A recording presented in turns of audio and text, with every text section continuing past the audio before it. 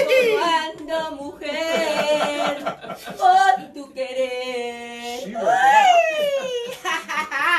Good morning, everyone. Good morning. Okay, let me do the switch. Okay.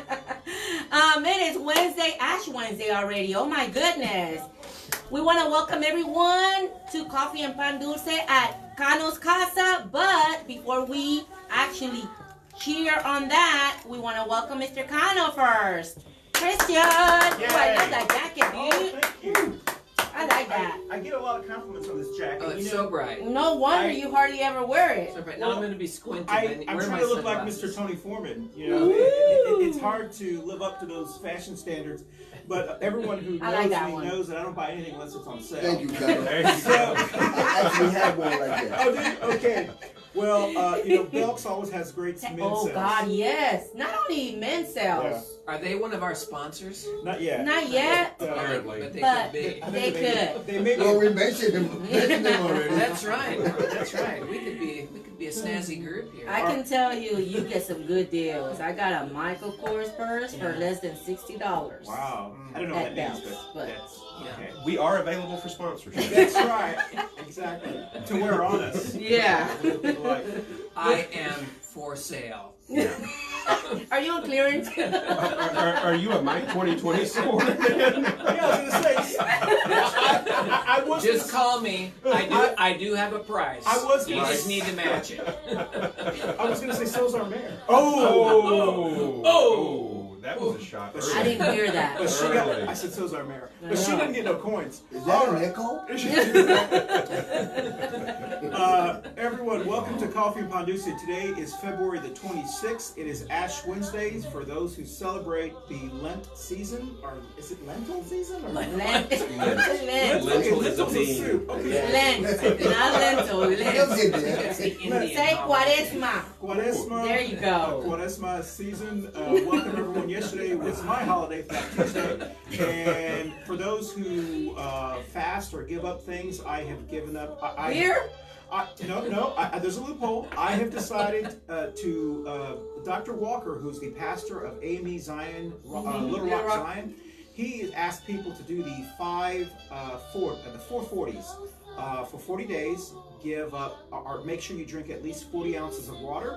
Make sure you exercise or stay active 40 minutes a day. And then also make sure you read scripture or Meditate on meditate the word, yeah. or remain silent for 40 minutes a day. I've added some other things as well. So I'm doing the 40-40-40.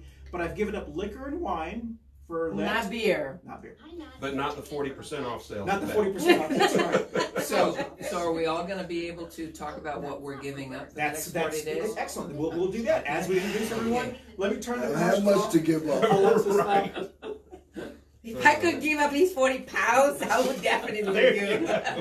Well, a lot of people use Lent to fast. Yeah. fast Yeah. this way. Yeah. And my family only fasts on Fridays, which means we don't eat meat on Fridays. I'm not sure how that started. Yeah. I think it was started by Long John Silver's. Catholics. Yeah, Catholics and As an Catholics. Episcopalian, we used to do it. Yeah. The fish fries of the churches. That's something worldwide, so it's like you decide, yeah.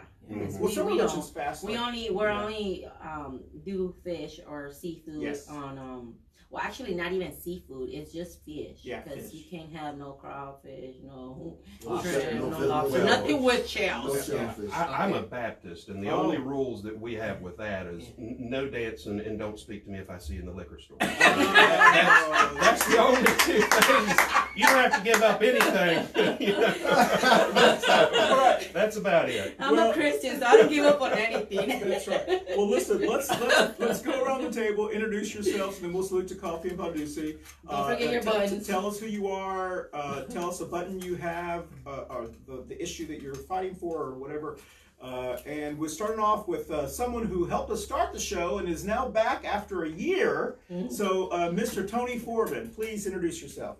Good morning, everyone. My name is Tony Forman. I'm on the ballot as Anthony E. Forman, and I'm running for North Carolina House 102. I'm running as the first Afro-Latino. I have many concerns, and they're pretty much the regular cycle political babble, Medicare, education. I have something that is much, much dear to my heart. and it's something that the presidential candidates are all courting, and that's the African American and the Latino vote. That's right. Here in Charlotte, there's a problem when it comes to the unification of the Latinos and the African American, and I embarked on a mission to get those communities together, because even when it comes to the census, there are a lot of Latinos that are darker than me that are put in on the census that they're white. What they don't understand is that's not going to change anything for you. What it does is it robs the Latino community of resources that may be coming, and this is not nothing racial, this is just miseducation. Yeah. They think that it's going to do something for them doing that, but when it comes to the census, it doesn't help us. Ring, ring, ring, ring, ring, ring, ring, ring, ring, ring. Thank you, Tony. And you're running for what district again? 102. North Carolina The 102. primary. And House if you, 102. House 102. House Okay. 102, Well, right. thank you. And we'll talk more about what Yes. you said earlier. Yeah. So, Mama Ruth, because you're always right, on the right. Yeah. Good morning. My name is Ruth Perez. I'm a community advocate, and since I've been missing Jenny a lot, of course you're not Jenny. I really miss her, so I kind of wanted to bring this little thing to remind me of her, that she always carries all her buttons. Today I am carrying our Tara Long. Of course, we start from the house here in our city. Tara Long is running for commissioner at large, I think it is. So yes, let's give her all support. Gun sense, like always, y'all know me. Medicare for all. We all need something good. I have a doctor appointment today, and my candidate, Tom, 2020. I know probably Tom will not make it. That's fine, but I still support him. Excellent. My name is Jeff Scott, El Hombre del Pueblo, man about town, and I'm wearing a button today. The ATC has announced its new theater season, so this is a good time. There's a lot of theater going on in the city. I attended all the performances of the musical Chess over the last week, and I was posting it on my Facebook page. It was a great show. Support your local theater. You can vote against the taxes all you want, which is fine. Everybody wants to keep more spendable money in their pocket. I totally understand that. But if you like creativity in your city, it's always a good idea to get out and support the arts and support the actors and the artists and the stage designers and the sound engineers and the musicians and everybody else. Excellent. Well, thank you, Jeff. Sure. I'm Kyle Kirby. I am also running for House District 102. Although I am the Republican candidate, Mr. Forman is a Democrat candidate, so he has a primary to get through. I'll see everybody on the ballot in November. I'm wearing my Kirby for House 102 badge up here. It's Vote Kirby, Your Neighbor. Our campaign is based off of love and acceptance for your neighbor. Some of the main campaign issues that I would like to address are the student loan debt crisis that we're going through. I would also like to see increases in our teachers' pay and wages. I would also like to see marijuana legalization and taxation as a new form of revenue. And one thing that I brought with me, I just recently picked this up. If you don't mind, I'm going to give a plug to a local East Side business. So VisArt Video is carrying the old Eastland Mall logo, which is for Charlotte East, which is a community organization in East Charlotte. As someone that was born and raised on the East Side, my very first job was at Eastland Mall. So I used to walk underneath the big sun discs, every day that I would go to work there. So it's a very near and dear special thing to my heart. And one of the main reasons I'm running, as I mentioned earlier, there's a lot of overdevelopment going on in East Charlotte. There's a lot of folks that are getting displaced from their historic neighborhoods. There's a lot of folks that are not able to make the tax payments on these properties that have gone up, drastically, literally hundreds of thousands of dollars. So, with organizations like Charlotte East, they are really working to preserve what we have in the neighborhoods and preserve that reason that so many people want to be a part of the East Side in Charlotte. So where can you get those? VisArt Video at Eastway Crossings Shopping Center. That's where El Patora Western store is. Yes, exactly. Yes, Is that off of Albemarle Harris? It's on the corner of Central Central and and Eastway Drive. Yeah. Central. Okay. Yeah. Okay. So you can get the hoodie, which I opted for, Yeah. or you can get the T-shirts. Oh, I They're a want little the less hoodie, expensive, but Oh, yeah. the hoodies. I can't think of Yeah. something that symbolizes Charlotte better than the old Eastland Mall logo. Wow, You know. that's well. Listen, that's thank you. That's Thanks, I Kirby. like that. That's great. Listen, let's go ahead and salute to Coffee and Pan Dulce because Mama Ruth has already started eating. So let us. Tony beat us. Oh, okay, all right. Salute to Coffee and Pan Dulce. Okay, Cheers. I know this is not the courthouse or anything, but I hear a phone ringing or texting or noisy. So can y'all please turn off your devices? That might be your I turn. would really appreciate All right. that. Thank you, Judge Mama Ruth. All right, so we want to thank our sponsor, our Pan Dulce sounded like sponsor, sheriff. Manolo's Bakery. Manolo's Bakery on Central Avenue. Once again, your tres leche cakes, your pan dulce, your bread, your tamales, all kinds of wonderful stuff you can get at Manolo's Bakery. I actually went to Manolo's yesterday, so I'm very excited. Please help yourself, everyone. Jeff, we got those little square things for you, Oh, yeah. but apparently I love everyone these. else likes those as well. Yeah, so you just got to be quick around. Exactly, you got to be really shifty shift. That's it. Ooh. You That's got to be funny. shifty. So That's funny. speaking of theater, we're not going to talk a lot about this, and I forgot to print out the show today. But speaking of theater, did anyone watch the Democratic debate last night? No. Kyle, I knew you were going to say something. I have a test today, So, and Were no. you being punished for something? No, but Bernie was. Well, you know, I never would have thought. Well, first of all, there's a lot of things that I'm so wonderful that I have been able to see. Mhm. I never would have thought that a person who is fighting for Medicare for all, fighting for things that are dear to my heart as a person of faith, because I believe we should take care of our neighbors, and I'm willing to pay a little bit extra taxes, even though you won't with Medicare for all. I really would not, that he is winning, and the message is resonating with millennials, it's resonating with a lot of different groups, and to prove that he's winning, they all went after him, and they had to go after him. So, Kyle, in 30 seconds, tell us your take on what you, from your lens. Well, I saw the Democrat Party rebuke communism last night and severe socialism. You know, I have to stop you on that. Oh, I'm sorry, Jen. you said I'm joking. This is how they treat us Republicans. We don't even get to say what we want. It's just a little snippet of something, and then we're cut off. Because y'all never say anything, you just do things. And that's not Don't even you the say word. another word. I'm done. No, Kyle, you're in good company. Kyle, I'm sorry. I was imitating someone. Okay, go ahead. I'm sorry. I think Bernie has a really fine line to walk when you say anything positive about a communist or socialist dictatorship. I mean, you know, there's a couple senators in Florida of the Democrat Party that have already rebuked him for saying, you know, the positive things that he said about the Castro regime. There's a lot And of Nicaragua. people, and Nicaragua. There's a lot of people that are living in this country today that had to flee their home, not because they were looking for better opportunities, but because they were afraid for their lives. And, you know, there's a lot of people that remember those regimes. And, you know, I think he has a very arduous task ahead of him to convince people that, yeah, maybe even parts of people learning to read, it is a good thing. He's right about that. Having better health care is a good thing. He's right about that. But I think it's a lot about the way that you actually bring it across and tell people about it. Because you just can't say, you know, Fidel Castro, you know, he had a good idea or two. So, And then expect people to be okay with that after 50 years of demonizing Cuba. So, and that Kyle, regime.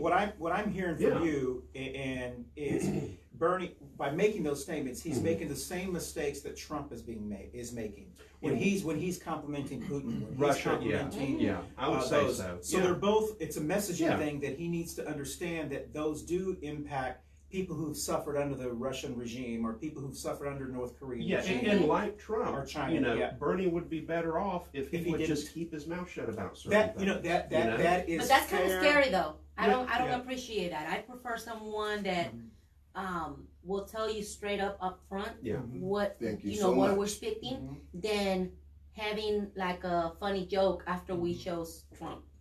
Yeah. You know what I'm saying? I'm not sure I Trump follow never along with the funny Trump joke never part. said anything like this before when he was running the first campaign, and then once he got on the power, It was a different story. it was a different thing.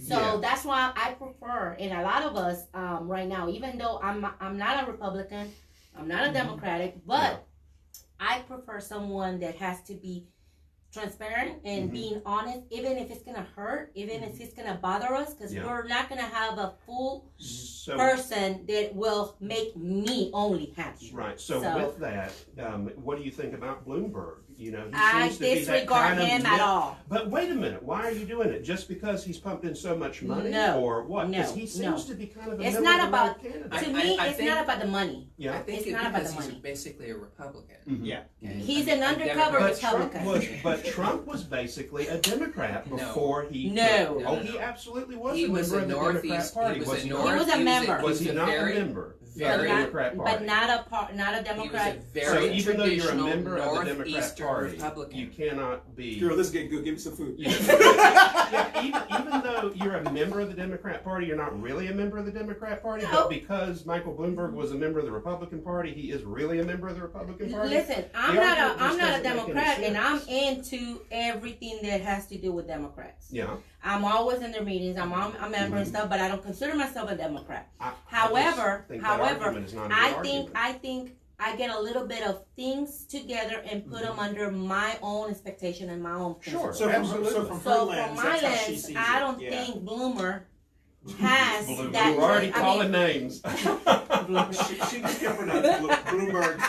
Bloomberg. Bloomer. I don't think he has enough transparency Mhm. from the first time. Yeah. And he thinks that in our Spanish Latin American language says con el dinero baila el perro. With money, dogs dance. He thinks that just by spending money, That's true he's in gonna any buy culture. us. So no. That's Well, a no for me. let's hear from Tony just briefly. 30 seconds, Tony. Then we'll get 30 to Jeff, seconds. because I know Jeff wants. Okay, to I hear. just want to reinforce a part of what my sister was saying, Ruth. I'm still undecided. Okay. I was actually going with Biden's, and mostly because of the Obama Sure. thing. But I've been watching Bernie for a while, and if it's one thing that he is, which is a lot of what Ruth is saying, Bernie Sanders is consistent. Yeah. He can stand for it. Everything Yeah, I'll that give you he's that. saying today, he said in 16 and he said before that. Yep. And that's a person that I think I may be just, I'm leaning more in that direction because I don't like a flip-flopper. Yeah. Yeah. I don't like a person to tell you one thing now, And then, and then after you get in office, yes. it's totally different. Yeah. So You don't like the chunkla. Yeah. But you know what? We gotta keep in mind that happens on everyone. Okay. On everyone. Sure. So let's hear from Jeff real quickly because I want to say something about what you said. Sure. I just wanted to point out that Trump was a traditional Northeastern liberal Republican. He was basically But his infrastructure. party Well, let me affiliation finish. was what? Well, I don't even care what it's because back in the 80s he was talking about doing business with the Soviet Union, and he was talking about spending a lot on infrastructure and being basically sort of a New Yorker, sort of liberal and tolerant best of the friends world. with the Clintons. So there you go. Yeah. The other thing. So the thing about Bernie is he is a socialist. I'm not a Democratic socialist. Democratic socialist.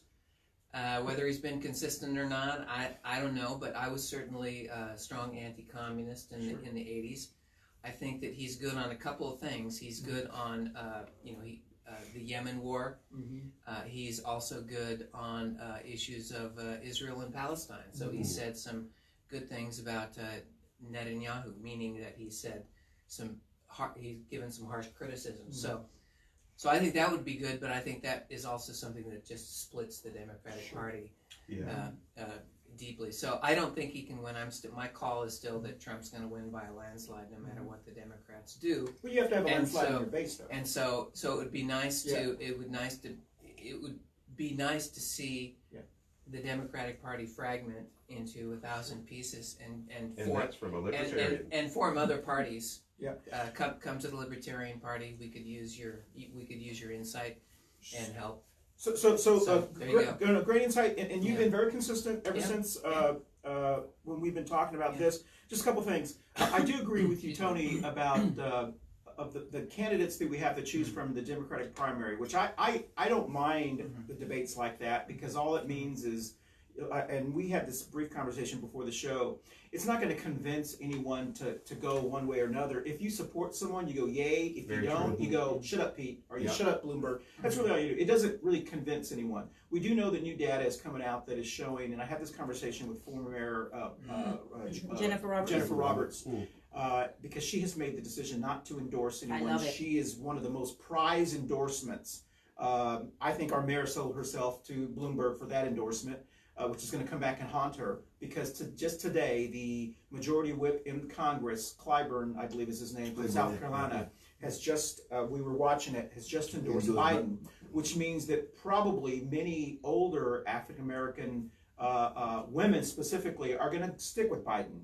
The younger people including of color, Alma Adams. including Alma Adams, she's having his wife, Biden's wife, this weekend. That's right. But a lot of younger African Americans are going with Bernie. So there is going to be that split. It'd be interesting to see how long that can handle. But of all of those people, Bernie has been vetted. He's very, in my view, he's very similar to Obama in, if the worst thing that you can say about Bernie Sanders is he said something about the Castro, or there's not any marital scandal, there's not any tax scandal, there's not any of the things that we normally see we're going to see probably from Bloomberg. There's no NDAs, there's no Trump stuff in the background. As far as we know, he's been vetted, and there's not any of that. We don't know what's going to come out of Putin. We may see Pete in a leather chaps in Key West or something, or whatever. No, really, we don't know what's wrong going to with come that. out. No, there's not. No, there's not. But the reality is, if we know the campaigns get like that, so we do know that Bernie has been vetted. We do know that Biden has an issue with some people from. How he threw the young lady who was the person from Oklahoma under the bus during the Clarence Thomas hearings. Yes. We do know a lot of those kind of things impacts people. With Bernie, the worst thing they can say is he's a socialist, he's a communist. It's like, I don't like you because of I don't like you. Thing to say about somebody well, first of all, in a country like this. So here's what I see the challenge being. I agree with Jeff in that that is a problem as far as messaging. We've said this before on this show, this is a really unique year. It is. We know that only 18% of eligible voters, 18% of Americans voted for Trump in 2016. We know his base, people who, no matter what he does, is about 23 to 24% of Americans. So we know that 70-something% of Americans are either Democratic based or don't know. Right. So even if he gets all of his base out, he doesn't have enough to win the election. He has to hope that the Democratic base doesn't get excited, or that middle base doesn't vote at all. So I think under normal circumstances, communism, socialism, all these kind of things, because there's a difference between communism and socialism. There is, certainly. And he's never said he was a communist. And so even if the worst thing that happens is every single more middle of the road voter doesn't vote for him, he still has an opportunity for victory because there's more Democrats than our Republicans. So in I've our got base. a question. Sure. So as a Democrat, right? Why is the Democrat Party not looking at Democrat candidates? Bernie, until he sought the nomination of the Democrat Party, was an independent, and the same thing before the previous election. Bloomberg, you all were accused of being a closet Republican. So why are the two people that apparently are at the top of the polls, or at least the top of the chances to get the nomination?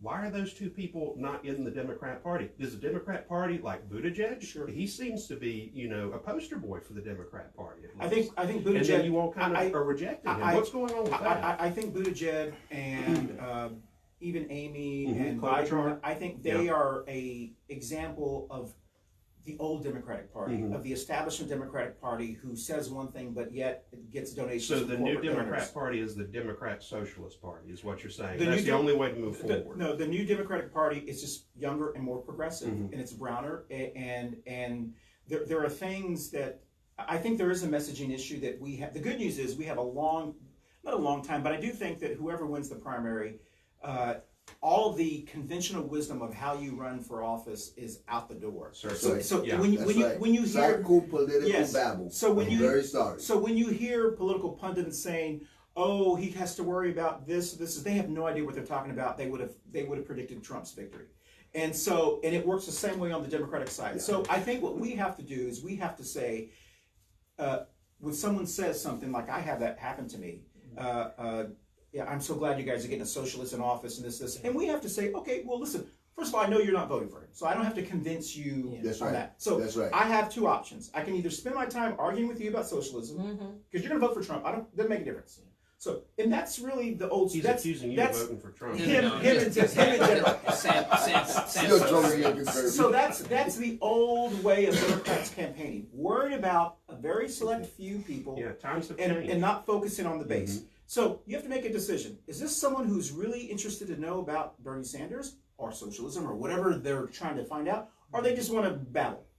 When you make that, now if they say, so what because I had this happen to me at the sports bar last night. Well, I understand what you're saying. So what does socialism mean? What do you think socialism means? Well, the government's well, that's not really what Medicare for All is. Exactly. So if you, I'm telling you what socialism means to me is government run something. The VA is socialism. The fire department is socialism. Right. Public education is technically socialism because it's run by the government. Medicare for All is not socialism because the doctors they work for themselves. It's not socialism. So first let's define that. So there are some things that me, and just me, as a person of faith, I do believe that I should take care of my neighbor. And as a result of that, if that's what you want to call socialism, then call whatever you want to do. So my job is to convince that person who really wants to know what the issue is. This is what they're saying. Now, do I personally believe that America's never going to be a socialist. America's a capitalistic country. I mean, that's just the way we are. But I do think that as a population or as whatever, there are times where we make the decision that we want to help someone, which is how we have Social Security or whatever the case may be. So I think that's really where the challenge is. If we waste time, or if the Democrats waste time trying to answer calls to those kind of questions to people who aren't going to vote for us anyway, we're wasting time. We're wasting our time. We're wasting our effort. Okay. You know what? It's something that but you said something that we have to, as Americans, we really have to pay attention to what is going on in our country. We are in trouble in many different ways. You said that Bernie was an independent first. Yes. What does Yeah, independent mean? He's not this and he's not that. He's in the middle of the road. I don't know if independent means you're in the middle of the Democrat and the. No. In other words, you're neither a Democrat or you're a Republican. Just That's not independent. associated with. Right. Yeah. Okay. Exactly. Unaffiliated. As far as I'm Unaffiliated concerned, is better. that's a damn good thing. Yay! Maybe people believe it. Okay? Now, we also have to remember this is an election, a presidential election. You have a bunch of Democrats. How many Democrats we started with? Like 23? Yep. Yeah. And they're all running out. And little by little, in Tuesday, we will know who's going to be Exactly. Pretty much. Yeah. the candidate. Now, So we only have one Republican, which is Trump. Right. Now, yeah. now, Well, that's traditional. and That's the way it's always. this is been. something that I just wanted us and everyone out there to understand. A lot of the stuff that's being said about Bernie, because he's the front runner, is diversionary tactics. Of course, yeah. People are trying to take you away. Remember, it's politics, man. Come on. But you know what? That's gonna hurt us, though. That's really gonna I don't hurt think us. so. Okay, Y'all beat yourselves up Because you know pretty what? bad Yeah, last because night. you know what? We've had him already running at the last minute when he ran against Hillary Clinton.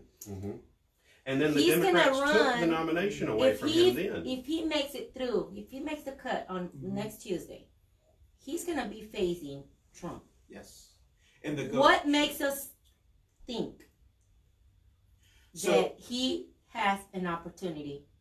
Okay, Make that can I change. say something? Please, Joe. Please. So this is just a little mental exercise, Sure. right? So under what conditions would I vote for a Democratic Socialist? Very, very, very few conditions. I can't think. So Likewise. we're probably on the same page. But think about a couple of things. Think about Bernie coming out, or someone like Bernie coming out and saying, the U.S. is an empire. It's overextended around the world. We're overthrowing regimes. I want to abolish the CIA, which he has said in the past, and which is also the position of several of libertarian presidential candidates. Abolish the CIA. We want to bring the troops home. We want to cut back on military spending. We want to engage in diplomacy and trade with other countries. We want to end the drug war at home, stop our high incarceration rates, and that's when I start going, okay, well, let me think about this, because if the alternative is more aggressive overseas actions, more punishment of publishers, the extension of U.S. fascistic power against someone like Julian Assange, right? Who we are going after under U.S. law, but we're not giving any of the protections of the Constitution. I don't know if you can call it fascistic power at this point. But by all means, go ahead. We can call it anything we want. Okay, so 1,000. It all. Okay. Okay. So the point is, where do you get to?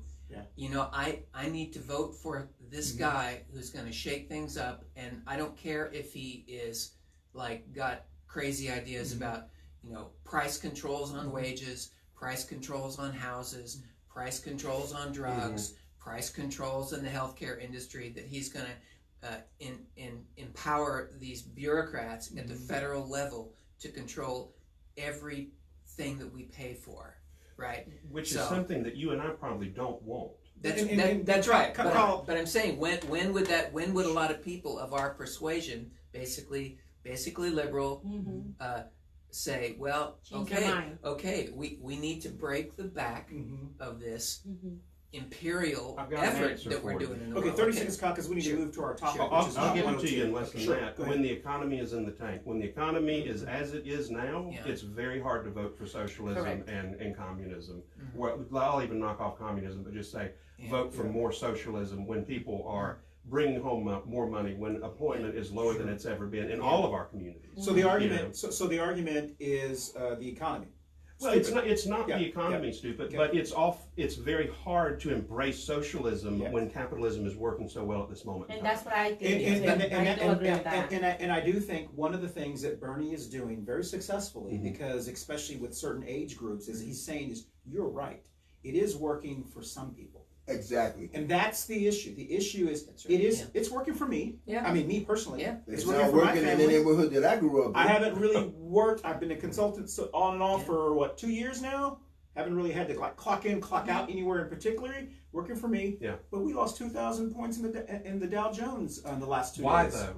Why? Because exactly. Because he wasn't prepared for the coronavirus. Yeah, which is an issue is very serious. So those arguments, those arguments. Say what? He said it's a cold. Yeah. So those arguments can fall just as quickly as they come. But the argument to tell a young person who is working at Starbucks or working at Whole Foods or Panera Bread to say, hey, your life is a lot better when they've got student loan debt, when they have to live with their parents, they've got medical bills. Well, I can say this as somebody who graduated in the middle of the Great Recession from undergraduate school and then got out of law school shortly thereafter, still under the Obama administration, and not equating those two things, but I can certainly tell you as somebody who is a renter, who has student loan debt, who's an educator, married to an educator, I can tell you that the situation now for me and my family is factually better off than it was in 2008 or 2012. And that's just the argument for my home. And that's the argument I think that Bernie is succeeding with. And the good news is maybe Bernie, whoever wins the primary, maybe they'll hire us as strategists and we can all give our points of view. Right. I tell you this, Cano. See, I have a problem with people saying that the economy is better. I agree with you. I have to ask where. Yeah. In Charlotte, North Okay. No. Yes, absolutely. For certain communities and certain people, it's better. Yes. Go to West Boulevard. Go to Hidden Valley. It's getting better there. It is please, absolutely let's go to getting Billy's better there. Ford. I have seen Okay. in Charlotte, in Hidden Valley, And Go West to East New Boulevard. York and all of Brooklyn. my Go to life. Chicago. We're not talking about Go, Chicago. no. We're talking No, about we're talking about the Charlotte, economy. North Carolina. But we're talking about Yeah. the economy. Well, as far When it as comes I'm to the concerned, president, the people that it's I'm not better interested for in everybody. I'm very sorry. One Well, of two is I much think better than it I was think this in highlights 2008. I think this highlights why Bernie is doing so well. That's right. Because there are people who are so adamant the economy's doing better, and there are people who are saying They're still suffering. it's not. They're still And suffering. If you want to walk with me down Central Avenue in the district that I have lived in all my life, Sure. I can walk with you down that street and point out new development. I can point out businesses that weren't there. I can point out struggling businesses Sure. that have overcome and are still there. So Kyle, we're going to go into our second, and we only have about 10 minutes from the second this second thing. We started a little late, but you're exactly what I want to talk about next. Is the 102 election.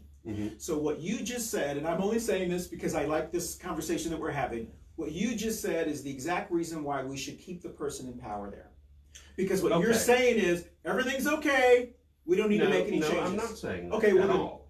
If I were her... That's what I want to hear. I want to hear that. So tell me why people should vote for you over the person who's currently sitting, Becky Carney, because I have my little 2 cents of what I heard last night. Tell me why people should vote for you. Yeah. At 102. So first of all, that 102 is a place that I have lived my entire life. Okay. I have seen it go from, the neighborhood that I grew up in through the rough times to back to recovery. Sure. I'm involved in that community. I know people throughout those neighborhoods. I work in the schools. I see the students. I'm involved.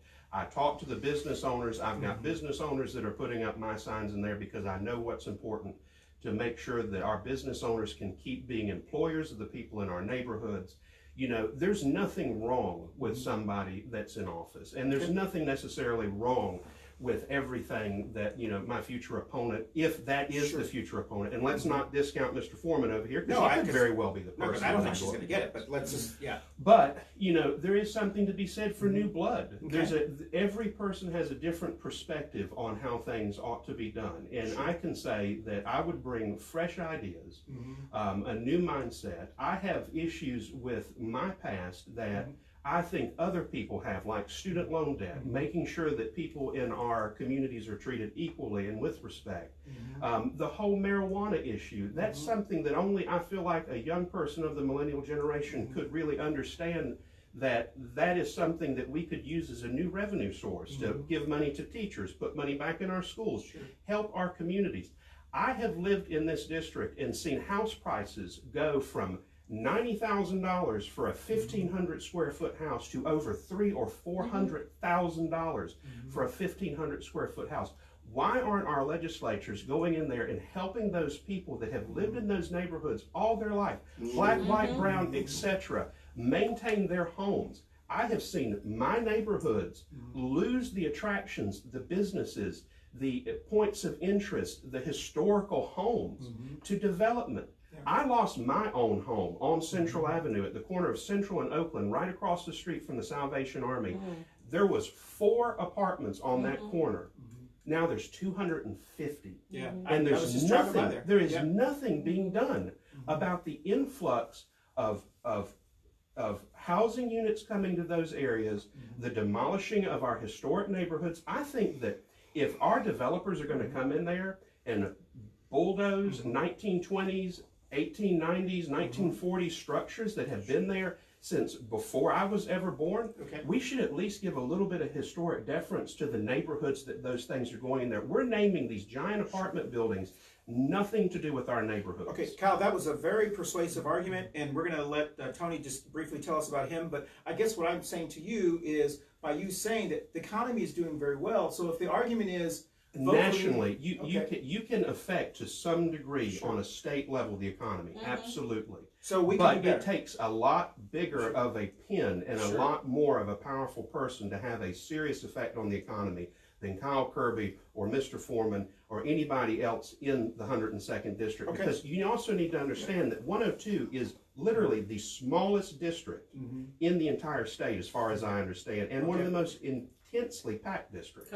But we need to hear from this gentleman. That's something that before you go over, when I first moved I moved to that district. I Mhm. used to live off of East Crest and Central Yeah. Avenue. And my husband is actually doing work right now off of Parkwood. Mhm. And then they're demolishing some of And the you have houses. seen how Parkwood has Vista changed. Homes have Yeah. been paying owners to build new houses. Yes. Yep. But we also got to keep in mind that we have over 40 families moving into Charlotte per day. It's Yeah. 60.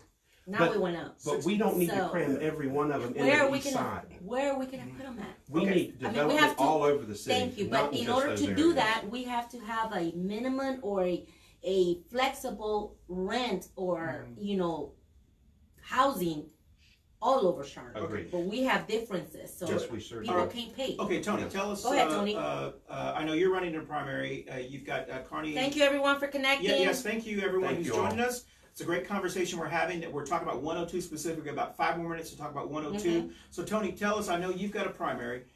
Carney is the incumbent, and I heard from her spokesman last night. And you're running Jonathan Peoples, and I think, is that it? That's it. There's another gentleman. Okay, but that's really the important ones. Dean. All right. Something Dean, but So I tell us. don't know who he Okay, is. so tell us. I agree with a lot of what Mr. Kirby is saying, and we're friends. Absolutely. We're running for this. I sat with Becky. I come from another perspective, totally. Working for a congressman for 10 years in New York, almost 10 years, being Afro-Latino, being part of both communities, knowing what low-income communities, their issues, resource deprived. That's why I have a problem. No, nothing against you, Kirby, but I have a problem with people saying that the economy is doing, certain areas are doing well. Yeah. I know that for a fact. I grew up in a neighborhood that is still resource deprived. People are not working.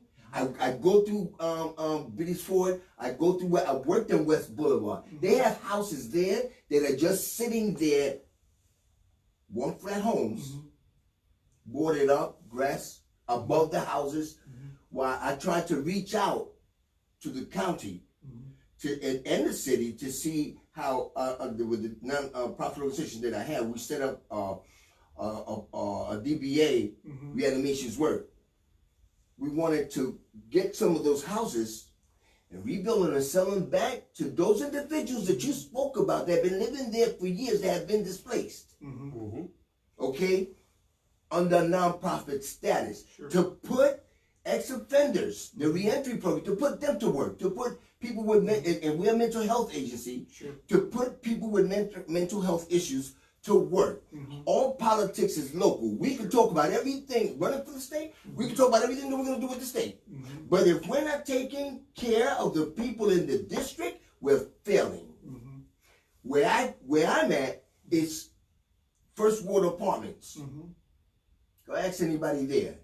Do they know? And this is not for Becky Carney or the other elected officials. Go ask them who represents them. Go to West Boulevard and ask them who represents them. I have a problem with that. I'm in the community. I don't be on Facebook and everything that I do so people think that I'm doing something. No, I'm actually doing the work and it will be seen. My biggest pet peeve is the unification of those two communities that I spoke about, the Afro-American and the Latino community. I think we're doing ourselves a disservice.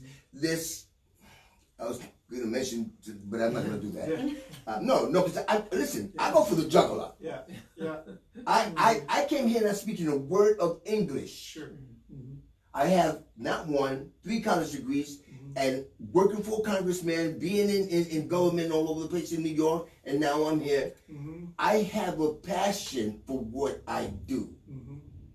I have certificates and awards. I have a congressional records. I don't know if you know about that, Jeff. No, I didn't. Yes, a congressional record that I got from Congress for my community service. I've done the work. I know how to reach out. Well, you know, Tony, I've known you. You and I know each other, and I understand your passion. You've been very consistent with what you say, and I do believe that this is going to be a very interesting race because, and I think if Jonathan Peoples were here, I think I'm sure he would say, He couldn't make it today. something He as did well. But I wonderful. think what's really important, and it doesn't mean it's not a slight on Becky Carney. Because politics is politics. If you're going to get your feelings hurt, then don't run for politics. All right? But when I heard her spokesperson last night say, the reason that we need to keep Becky Carney is because she's been in office a long time, she's got seniority, that is such a lame reason to keep That's someone in office. psycho-political battle. That is so, I'm sorry. and then she said, if we flip the House, she will have a good. Who cares if you have is it about her or is it about people in the district? Correct. Thank And you. so that is where you lose me as a Democratic Libertarian. Is the reason, and maybe this is kind of answering your question about why are someone like Bernie Sanders or why is someone like Bloomberg even doing well in the Democratic Party instead of Democrats, is because those Democrats, it becomes about them. And I think that's the same in the Republican Party. The reason Trump won was because they didn't want establishment Republicans. They wanted to shake things up. Yeah, in the that's Democratic true. Party, That's very true. we're no different either. Do I like the fact that Biden has been in office 40 years and getting the establishment?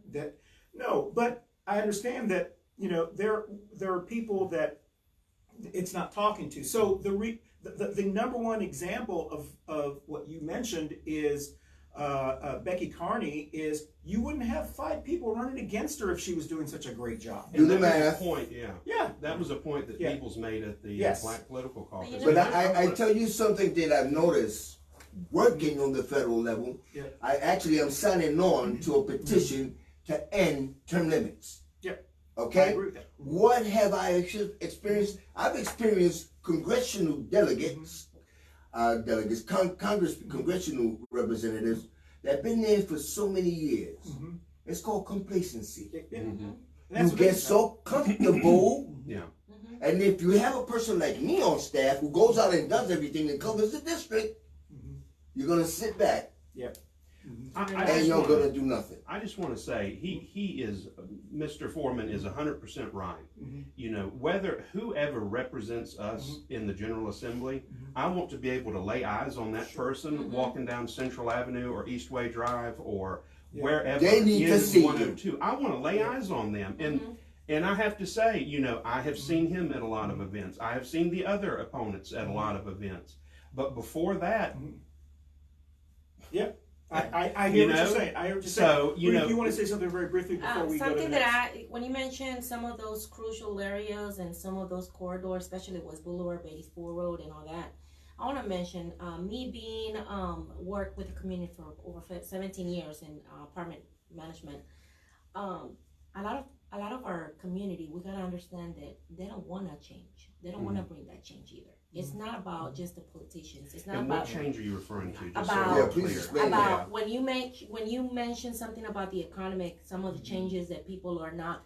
We have a lot of people that want to depend on the help that politicians bring them instead of getting up. So they'll vote against their own And- best interest because they feel comfortable Thank with the way you. it is. Thank So even if I can't agree with that. I'm very sorry. I cannot agree dealt with with that myself with 17 years doing property management, renting apartments, people living under Section 8, So- people getting vouchers through their communities. Now, if Jenny were here, Wanting to continue. I know she will. I know. But But I mean, I want to make sure that our community understand they Yeah. have to get up and kind of educate themselves and Yeah. learn so they could be able to make the right choices. So let me translate what she said. I'm not even Thank gonna, you. You're I understanding. love you, and I'm not even going to reply No, to no, that. no, because because I I know don't you want you to agree. take it wrong. But I mean, I No, want to I'm make not sure. taking it wrong. You I know there's said a people difference. are unemployed. They're not working. There is jobs, but they So- just don't want to go out so- and work because they're depending Sure, on there's some people's people help. like that. Yes, I don't I'm not think saying everybody. everybody. That's another No, conversation. I want to make sure Lou, not that we got to everyone. deal with the root Yeah. of Yeah. that problem. Correct, So but I want to I've make been sure that around it's longer not. than you, sister. But it's not everyone. I mentioned it. It's not everyone, but especially some of the It's families called that are systemic. Yeah. in their comfort. They're No, on their comfort. no, Ruth. No, Ruth. And we can have this conversation at another time. Yeah, Okay. Because it's not part of Yeah, it. Sounds great. Let's put That's a a great. yeah. All right. That's That is a great- good conversation. Yes. That's a very good We conversation. gotta bring that back. Because I think what that highlights. And I'll be here. No, Great. and we'd love to have you here on that show. Because basically what that highlights, and I understand what you're saying, Ruth, because that is why people who are more, there are people who are liberal, Correct. and there are even white liberal people who are maybe older baby boomers, even maybe people who are supporting Bernie or Warren, maybe even Biden, and they wonder, how does the Latino vote Republican? How do they vote for Ted Cruz? How do they vote for this person? The reason is because there are people, because we're all, no group is all the same. Right. There are people in the Latinx community that have that belief, that are they that experience that they believe that there's a small section of our population that are the takers, which is kind of what you're saying. Of the entire population, Yes. not just the Latin population. No, Yeah, of but the entire. That's right. aggregately. And that is do I buy into that?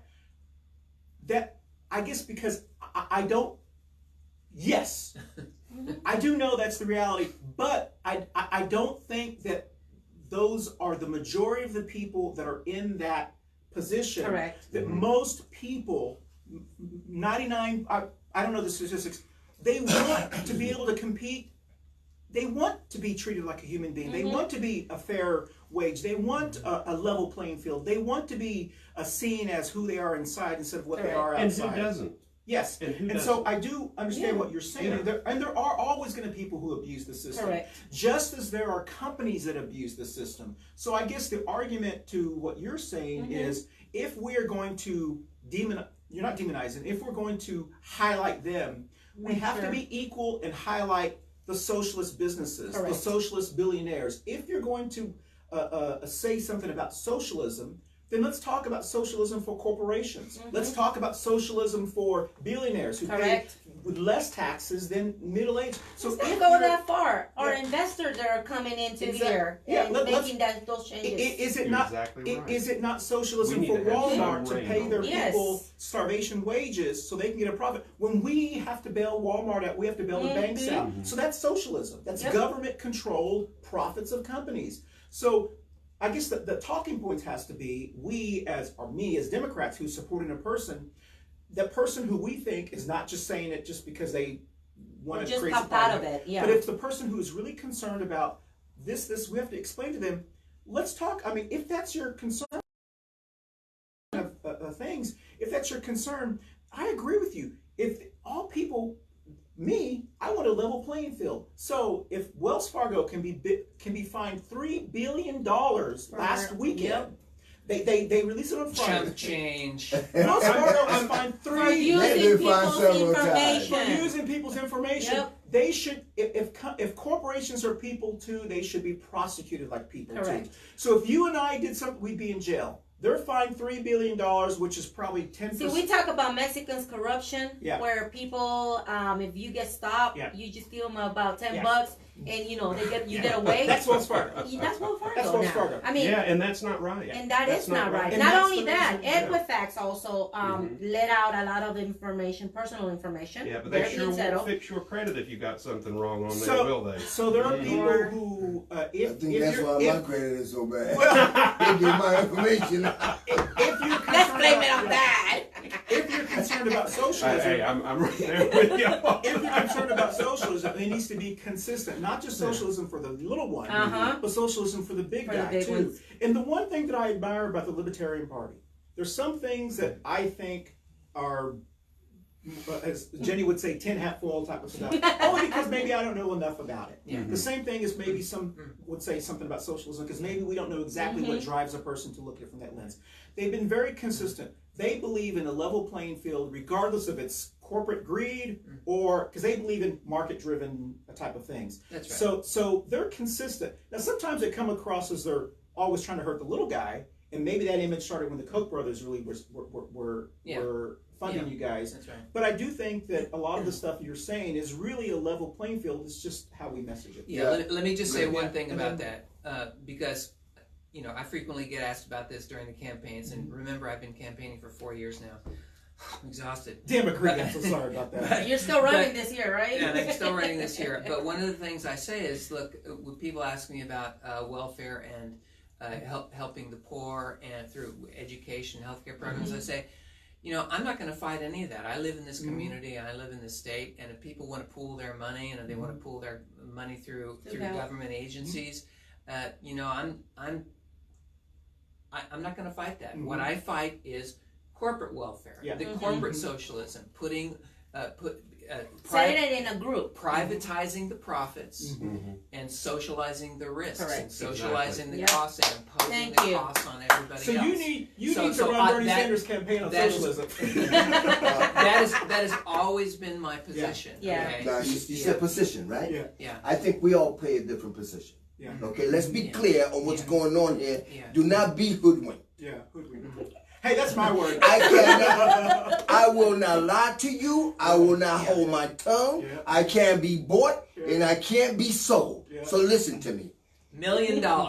Now, I already have $1 million. Okay. Woo! Tony Forman is worth more than $1 million. Tony, you got 30 seconds because I'm Okay, over here. now, Tony, how do we fix this? What are some of the answers to this? First of all, let's start with our educational system. You live where? In South Old Right Providence. here. Okay? Let's just say a I'm afraid to answer. very nice No, neighborhood. compare A the very nice educational neighborhood. system here Oh, you're right. to West Boulevard. Correct. Let's fix our schools. Yes, sir. Let's level. That's a different government, No, though. no, it's not. no. Yes. No. CMS is a different No, government. that has nothing to do with Listen to what CMS. he's got to Okay. say, though. Yeah. It has nothing. Trust me, I know Gotcha. what I'm talking about. Gotcha. I've been fighting this for a long time. It's called systemic welfare. Gotcha. Yes. Okay? Let's put all our kids on the same level. Let's make sure that the schools are properly prepared to teach our kids. And properly staffed. Yep. Let's hear. You don't have the MWBE is not from what I understand, they can't enforce it. Go to New York, go to Chicago, it's enforced. It's a federal program. Why is it enforced? They're building in West Boulevard, they're building by Biddy Ford. The people that live there under the MWBE, you would have to hire them. Okay. Let's create jobs for those individuals. So Tony, this is let me first say this. I want to thank everyone for their time and value your time. We're obviously going to go over just a little bit, but thank Actually, you. we still have 4 minutes. But thank you if you've been That's a lot watching of us time on in Facebook basketball. Live, later on Facebook. This is a great show. It's one of the It best is. shows I think we've had as far as the Of difference. course, you got Tony Forman here. Well, plus Kirby. We missed you.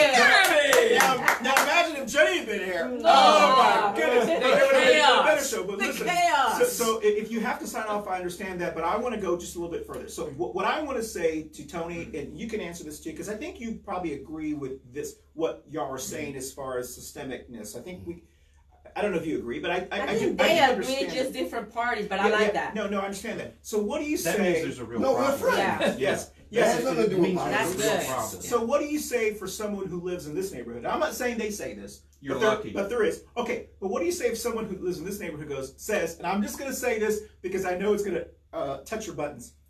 Stop complaining. You know what? We worked hard to get where we are. We volunteered our kids' schools. We work hard. We pay our own way. You know those buzzwords, the kind of dog and whistle kind of stuff. We pay our own way. We're paying off our college. No one is giving us anything. I got an answer for that. Okay, I got and one that too. is It's called That's- guilt. okay. Why guilt? It's you know what you know what I'm talking about. It's called guilt. Well, Okay? There's more than just Social- white people that live in this neighborhood. Yeah. Social the social effects. yeah.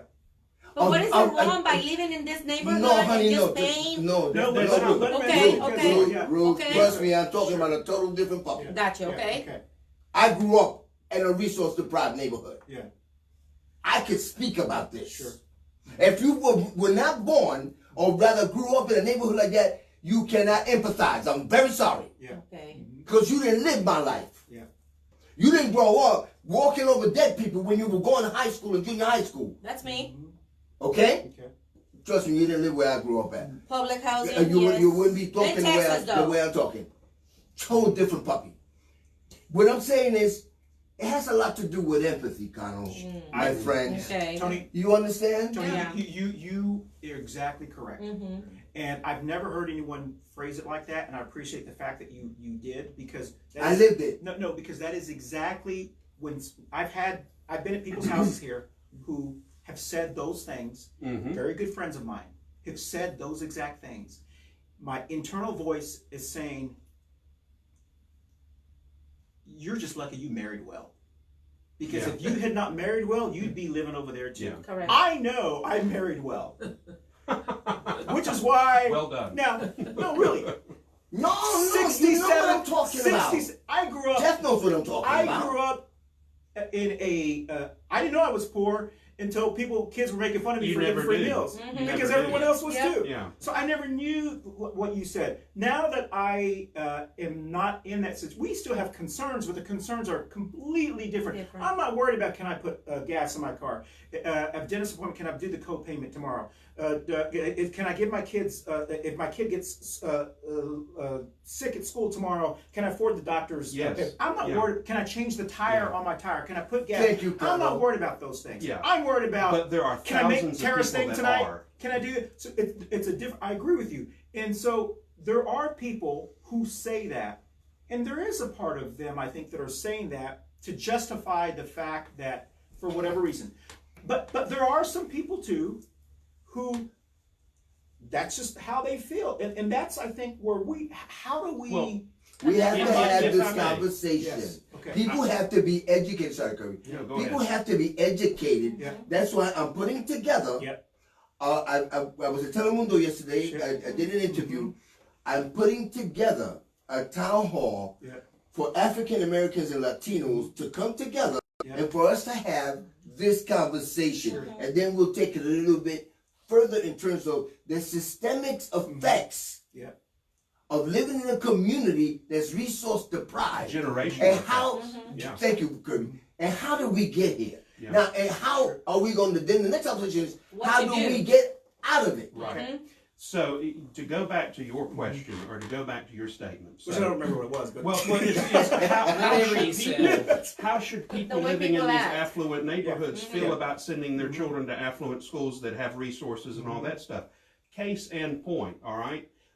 I substitute for Title I schools. My wife works at a Title I school. When my wife does volunteer volleyball for those girls, and we come over here to Myers Park, you know what happens almost every time? We get our butts kicked. You know why? Because those parents have the resources to send their children to club sports. Those parents have resources to get their kids tutors, so the best children, you know, academically and physically get on those teams. Yep. It's awful hard, like Martin Luther King said, it's awful hard to pull yourself up by the bootstraps when you have no boots. Correct. You know? So what do we got to do? We got to look at where these privileged areas are in our cities and realize that we are perpetuating generational poverty in our poor and low income schools, and we've got Thank to you, Mr. do Kirby. something about that. Thank you, And Mr. this is Kirby. an issue that is an issue because you've got a Republican sitting over here, you've got a Democrat sitting over there, you've got an independent sitting over there, you've got a libertarian sitting Democratic here, libertarian. and a Democratic socialist sitting over here. Democratic Socialist Libertarian. I'll get the Vaseline. Because you know what, and Mr. Forman does this on a pretty regular basis. You know what the great equalizer is of everybody, no matter what race, no matter what background, no matter what status you're in, it's education. You're exactly right. I agree. Yeah. Thank you, Mr. Kirby. Yeah. I appreciate you. I appreciate you. And we're always going to be friends. We are, absolutely. I agree with that. And in a city that is continually like the top city in America, one of the top cities in America for the have and have-nots, we're like ranked 98 of 100 cities on income inequality and upward mobility. Yeah.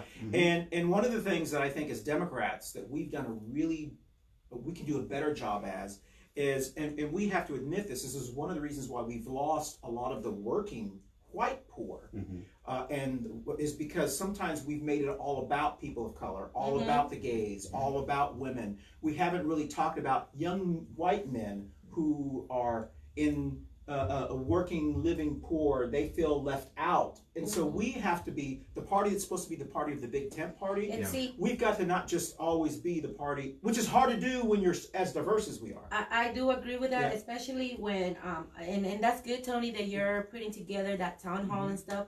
But let's just not only focus on Black and Latinos. We definitely need to call out those families also that are living well, because sometimes they might not understand and they're not educated. Yeah. They don't know what you and your wife gone through after schools programs and stuff. They might be able to jump in and also help. But if we don't start making that change and in opening the door to them and including them, because we talk about exclusion, we talk about inclusion, but we always talking about among us. We have to open up and love our neighbors. No, I don't disagree with that. No. But what I say is, we'll get to that point. I hope so. But first, we have to break that divide between those two communities. Here, all the elected officials in Charlotte are of color. Primarily at least 95%. And I'm going to say it publicly. And they can't do crap together. I would not disagree with that. Yeah. That is true. I would not disagree. That's one of the problems. You go any place else, the Congress works with the state, the state works with the city. Now, I've been told, well, no, that's city council. No, this is the state. It's a blue city in a red state. In a red state, yeah. So but you gotta keep in mind. No, I understand that, Jeff. But also the city is all blue. And the county is. No, not just that. The county's blue. We're not working together. That's right. But see, that also has to do with city officials. We have a Matt Yoon that also, he's always been open to our community. Matt but Newton, District 5? Yes, but he also, good fellow. He's a great leader, but he focuses a lot with Latinos. And that's where I've seen him. I mean, don't take me wrong. I appreciate that. I really appreciate that, but he has to be open up and work with all races. Well, listen, this has been a wonderful show. We do need to wrap up. Thank you, Jeff, for coming. Thank you, everybody. Thank you for watching. I've got good support from all of y'all. I know I'm talking the right thing. Listen, we want to thank everyone, and I just want to read this instead of the constituted quote of the week, and then I've got to run and do poll greeting real quickly. This is, we have just a couple more days of Black History Month, and I want to read this just to let you know. On February 1st, 1990, the U.S. Postal Service issued the 25-cent stamp, the I.D.B. Wells commemorative stamp, at the Museum of Science and Technology in Chicago, Illinois, which became the 13th entry in the popular Black Heritage series of stamps. So please, everyone, please look up this person, I.D.B. Wells, who has a postal stamp, Black History Month. I do think that, and I don't mean, I just have to say this only because and I don't know how to, because I'm trying not to offend people who don't agree with you. Yeah. Well, I mean, don't listen. Don't think about. Tell them. Excuse me. So when one. Well, I'm leaving too. Thank you, Rigo. All the way from Chicago. One of the reasons why maybe you can understand this is there's so much anger, and even to the point of hatred of President Trump, is because something as simple as Black History Month. It's 28 days this month. 29. He has not mentioned one thing about Black History Month this month. Can't even muster the opportunity to say, I want to thank the people who within our, within this, not at a rally or those kind of things. And that really, and so one of the reasons why it is frustrating for people of color or people who don't see themselves reflected as maybe some people is because of the danger, in my view, the danger of that. This country, and I hope we can all agree, was built on the diversity of Scottish, Russian, Polish, Czechoslovakian, Irish, Italian, all kinds of colors and whatever. And we have to acknowledge the fact that this country is built upon that. But and I do think that when you are a young person and you don't see that in the leader, and even to the point, if I were employed by a corporation, if I don't see that in my CEO saying, I want to thank everyone, and so forth, it leaves a bad taste in your mind. And that's my biggest concern about another 4 more years of Donald Trump, is we're going to continue to see people who don't support him not valued. And that's my concern about if we don't do that. Please do. Yes. Well, I hope that he continues to, in office, to degrade the presidency in order to just light it on fire. In order to exactly He's light being the whole thing facetious. up. No, I'm not being Let facetious. me tell you why. Because I do believe in devolution, secession, subsidiarity. I believe in smaller political units. And you want to diminish the power of the president. And I certainly want to diminish the power of the presidency. I think the president is too powerful. I think that people are reverential in the way that they're reverential toward royalty. It's like the only thing that makes you feel good is if you're recognized by the power. I don't think that citizens should feel like they've got power just because they're recognized by the president. I believe in private power, personal power, family power, power to the community people. Power to the people. It should be a government for the people, by the We people. have Right now, the power.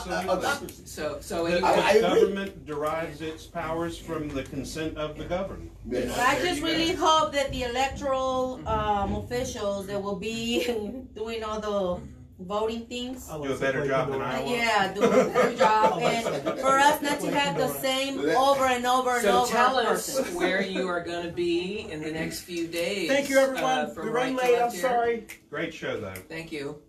Tony, where are you going to Yes, be? Tony, in the tell us next- where you're going to be. In terms of what? What are you gonna be doing the What rest of the what's your Well, I'm next- still going to be going out into the community. Okay. Okay, I'm going to keep spreading Yeah. my joy of uniting the community for us to be more congruent. Right. So this is the last weekend of campaigning for you for the primary. Oh, I forgot to mention. Well, no. You're running in a primary. Early right? voting And so early is going vote- on you got until early Saturday. voting. If you need to get out and vote, and you're in that district, go vote for Tony, right? Thank you, Jeff. And because March 3rd, we'll know, right? Yeah. And since you Yeah. said that, Yeah. I'm still looking for contributions. You can send your contributions to Forman for Change, NC 102, P.O. Box 33774, Charlotte 282, Charlotte, North Carolina 282. 28233 Just comment on the video. We'll put it on the video. All right, Put thank all you. your Comment on the information. video and I'll send it to you. Okay, Where are you? Ruth. I will be, people of Union County, don't forget, this Friday we're all getting together and do a group voting at the public library in Monroe. So come and join me, especially the Latinos, come and join me. Let's go out and vote, okay?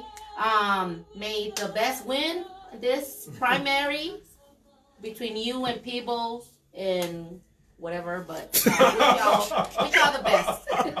So I'm just And going Mr. Kirby.